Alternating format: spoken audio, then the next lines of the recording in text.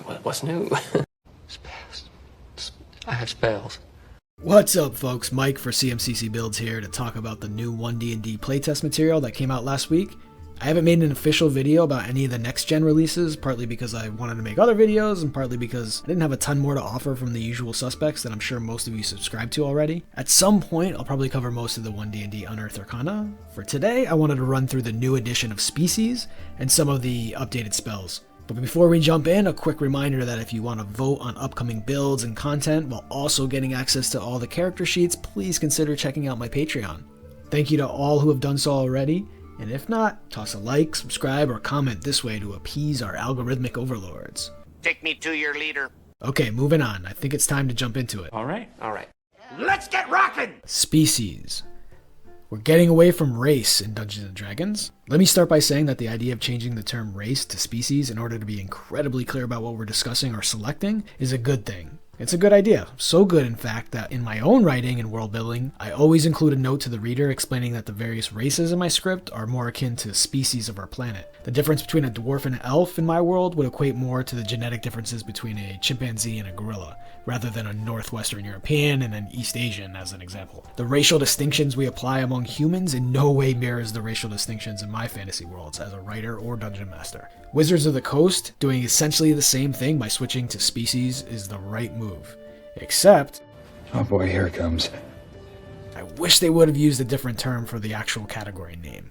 While defining this new character option, what we used to call race, I'm completely fine with using species for additional context and as a frame of reference, but I do not love the idea of people in-universe using this term. There's nothing more immersion breaking than having a halfling telling a story about the species of Dragonborn he just met the other day. For all the variety in D&D, it's largely, although not exclusively, a medieval fantasy setting, a time and place that rarely used that term, which didn't come into prominence until the 19th century. And here's the thing, I don't actually have a worthwhile replacement. I've seen peoples, as in the free peoples of Middle Earth, or even just folk, as in Durin's folk or fair folk, but those probably come with the same risk of confusion as race did. So maybe species is just the best option available to us.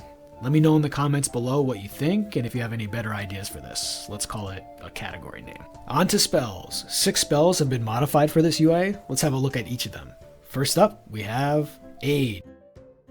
Currently one of the better second level spells in 5th edition and one of the best spells to upcast. This new version of Aid functions very similarly but has 2 big changes. Your spell bolsters creatures, filling them with resolve. Choose up to 6 creatures within range. Each target gains 5 temporary hit points. The number of creatures affected by the spell has doubled. That's obviously a very big buff. But then the spell no longer increases max hit points. Instead, it gives temporary hit points. In a vacuum, that's fine. Not as good, but okay, whatever. In a world with so many sources of temporary hit points, Inspiring Leader, Artillerist, spells, potions, features, and of course the Twilight Cleric. In that world, the one we actually play in, temporary hit points, which don't stack, just aren't as valuable as max hit points that do stack with temporary HP. And then, of course, we have the issue that temporary hit points can't be used to bring up a downed ally. Increasing max hit points and current hit points by 5 had the added benefit of doubling as a quick heal along with the buff. That allows up to 3 downed allies to pop back up. Getting 1 ally up in combat is great. Getting 2 or more can completely change the tide of the combat.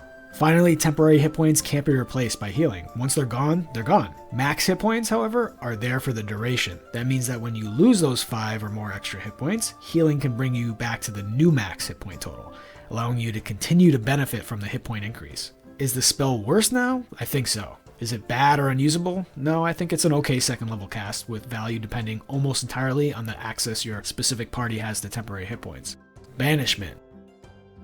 Got hit with 2 changes. The first change sends all banished creatures to a harmless demiplane, even if it's native to another plane of existence. If the spell lasts for the full 1 minute, and the target is an aberration, celestial, elemental, fey, or fiend, the target is instead transported to a random location on a plane associated with its creature type. Okay. But then a big nerf. At the end of each of its turns, the target can repeat the save, ending the spell on itself on a success. Now you have a save or suck spell that no longer removes the enemy from combat. It might only work for a single round. It functions much like Hold Person in that manner. The chances of a fiend failing 10 straight charisma saving throws so that it's banished beyond the 1 minute duration is going to be very, very low. This was a good 4th level option for clerics in the past. Now I'm not so sure. Guidance. You've heard me rate this one as one of the best cantrips in the game alongside Minor Illusion. The distance has been reduced to only 10 feet, which isn't great, but now you can use a reaction to give that 1d4 bump to someone's failed ability score. A couple things here I like. First, it's a reaction to a failed ability score. You don't have to do this before the roll, which means those rolls that fail by 5 or more, where you would have spent the time to cast guidance and your tablemate would have rolled a die, all for an ability check where guidance was useless. This reduces that, just gets rid of it. Your ally fails by 1 through 4, you can cast this. They fail by 5, we move on. The second thing I like is that it's no longer a concentration spell. A lot, and I mean a lot of people forget this about guidance. If you're a cleric that has a Spirit Guardians up for 10 minutes, or a summon spell for an hour, or detect magic, shield of faith, silence, etc., and you cast guidance on your buddy who's searching the latest dead body, whoops, bye-bye concentration spell. Most DMs will let you reverse the spellcasting of guidance when you remember its concentration, but then you can't use guidance in that situation. Removing concentration is a big change. Prayer of Healing was a pretty bad second level spell, but here they've basically taken that second level spell and merged it with the third level spell Catnap, minus the unconscious part, and turned it into a solid spell option. Up to ability mod number of creatures get 2d8 hit points of healing and the benefits of a short rest in 10 minutes. The old spell healed a bit more in both hit points and creatures, but that short rest edition takes a weak spell and makes it completely viable. Resistance. Currently a terrible, borderline unusable spell for pretty much anybody. This one got a big buff. The 10-foot range isn't great, but giving yourself or an ally an extra d4 on a failed save at the cost of only a reaction is pretty fantastic. They also removed the concentration portion of the spell, so there's no concerns there. This vaults right to the top of the cantrip list in my eyes. If it's not the best, it's in the discussion. Spiritual Weapon. The reason I wanted to make this video. Oh boy. 2 changes here. 1 big buff, and an absolutely massive nerf. Let's start with the positive. It now scales much better. Each level above second increases the damage die by a d8. That's nice.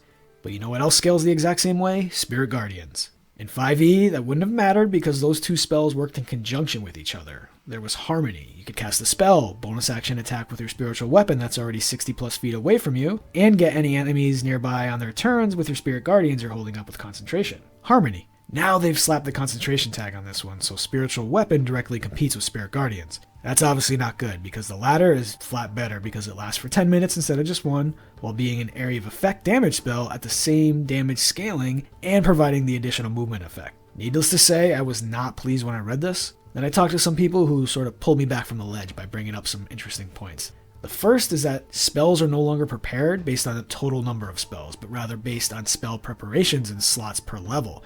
This means that Guardians and Weapon are not competing for the same preparation slot anymore. Spiritual Weapon competes with other second level spells, not the third level ones. In addition, the fact that SW has a much greater range than SG makes it so that they won't compete against each other for space within the same combat, or potentially even the same build. The character that never wants to be in melee and remains in the back ranks can't make great use of Spirit Guardians, but Spiritual Weapon is a fine addition.